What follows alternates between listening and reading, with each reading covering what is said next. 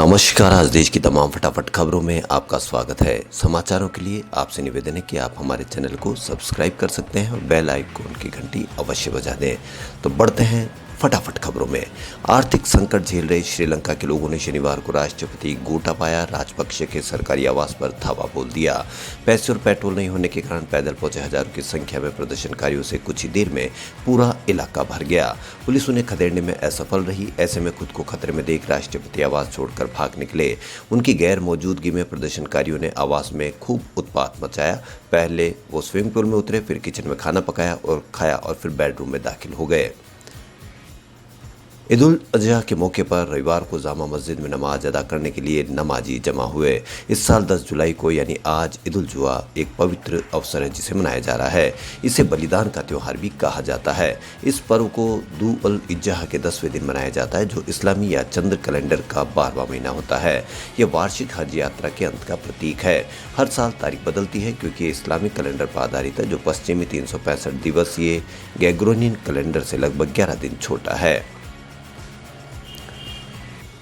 YouTuber गौरव तनेजा को शनिवार को उत्तर प्रदेश के नोएडा में पुलिस ने गिरफ्तार कर लिया। दरअसल उनके फैंस उनके जन्मदिन का जश्न मनाने के लिए एक मेट्रो स्टेशन पर बड़ी संख्या में इकट्ठा हो गए थे।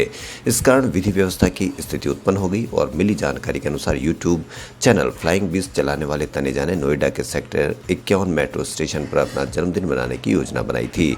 तनेजा ने अपने इंस्टाग्राम पेज पर एक पोस्ट किया था जिसमें फैंस को मेट्रो स्टेशन पर इकट्ठा होने के लिए कहा गया था।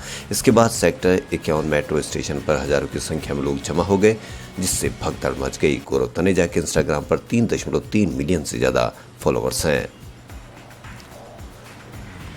बाढ़ प्रभावित असम में पिछले 9 दिनों में जापानी बुखार यानी जापानी इंसेफ्लाइटिस से कम 8 लोगों की मौत हो गई और 82 व्यक्ति संक्रमित हो गए। स्वास्थ्य विभाग ने जिला अधिकारियों से जिला रैपिड रेस्पॉन्स टीमों का गठन करने और हालात पर निरंतर नजर रखने के लिए कहा है। जापानी इंसेफ्लाइटिस और मलेरिया हर साल असम में कई लोगों की जान लेता है। विशेष रूप से मानसून के दौर और बाढ़ के दौरान यह प्रकोप फैलता है। आमतौर पर यह सिलसिला मई में शुरू होता है और अक्टूबर तक चलता है।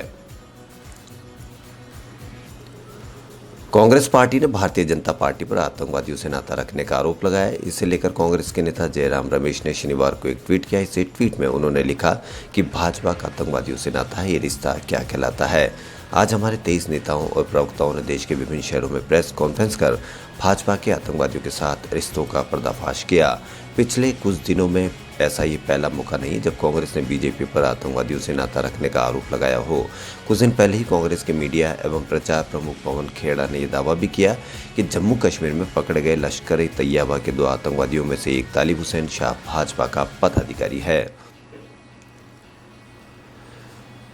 फेसबुक एक ऐसी कंपनी जिसको इतिहास के सबसे बड़े स्टार्टअप में से एक माना जाता है और जिस कंपनी का सीईओ 23 साल की उम्र में ही अरबपतियों की सूची में शामिल हो गया। फेसबुक जितनी कामयाब है उतनी ही विवादित भी है। फेसबुक के बारे में मशहूर है वो सिलिकॉन वैली की ऐसी शार्क है जो अपने राइवल्स को निकल जाती है। आंकड़े इसका सबूत है। फेसबुक ने अब तक 94 कंपनियों का अधिग्रहण किया है जिसमें व्हाट्सएप और इंस्टाग्राम जैसे नाम भी शामिल है। यूजर्स के मामले में देखें तो फेसबुक दूसरी सबसे प्रभावशाली कंपनी ट्विटर से 10 गुना आगे है। वहीं सालाना कमाई के मामले में उससे कई गुना आगे है। 2021 में फेसबुक ने जहां 9.32 लाख करोड़ रुपए, वहीं ट्विटर ने मात्र 40,000 करोड़ रुपए कमाए।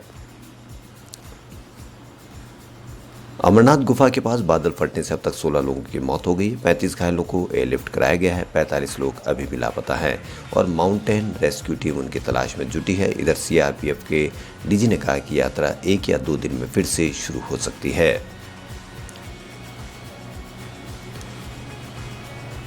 आज के दिन इतिहास में, आज के दिन साल 1973 में पाकिस्तान की नेशनल असेंबली ने बांग्लादेश को स्वतंत्र देश स्वीकार करने वाला प्रस्ताव पारित किया था। भारत के हाथों 1971 में पाकिस्तान को मिली हार के बाद पूर्वी पाकिस्तान स्वतंत्र हुआ था, लेकिन पाकिस्तान ने इसे एक स्वतंत्र राष्ट्र मानने में 2 साल का वक्त लगा दिया था। 3 साल पहले तक भारतीय बल्लेबाजी की रीढ़ माने जाने वाले विराट कोहली इस समय करियर के सबसे बुरे दौर से गुजर रहे हैं। तमाम कोशिशों के बावजूद उनका खामोश बल्ला मुंह नहीं खोल रहा है। इंग्लैंड के खिलाफ पहले T20 मैच में 1 रन बनाकर आउट हो गए। इसी बीच उनके सामने एक और विशाल चुनौती आन खड़ी हुई है। चुनौती यह है कि अगर उन्हें भारत की T20 टीम में बने रहना है तो 160 प्लस के स्ट्राइक रेट से बल्लेबाजी करनी होगी। फिल्मों में आपने अक्सर कई ऐसे सीन देखे होंगे जिनको आप देखकर हैरान रह गए होंगे और आपने भी कभी ये सवाल खुद से ज़रूर पूछा होगा कि कैसे हुआ। इसका जवाब है वीएफएक्स। फिल्मों में ऐसे कई सीन्स होते हैं जो फिल्म को और भी अधिक ज़्यादा खास बना देते हैं। इस सीन्स को असल में शूट करना नामुमकिन होता है, इसलिए उन्हें कंप्यूटर ग्राफिक्स से बनाया जाता है, जिसे वीएफएक्स कहा जाता है। क्या होता है वीएफएक्स, इसके बारे में आपको बता दें।